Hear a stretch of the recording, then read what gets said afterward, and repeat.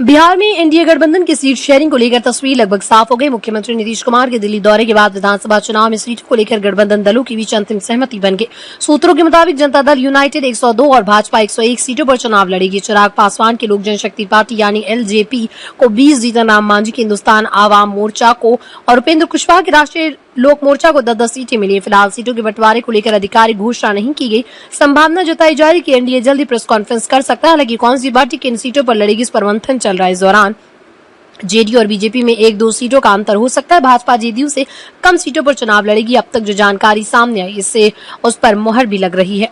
2020 के विधानसभा चुनाव में भाजपा 110 सीटों पर लड़ी थी, उसे 74 पर जीत मिली थी। वहीं जेडीयू 115 सीटों पर लड़ी थी और उसे 43 सीटों पर जीत मिली थी।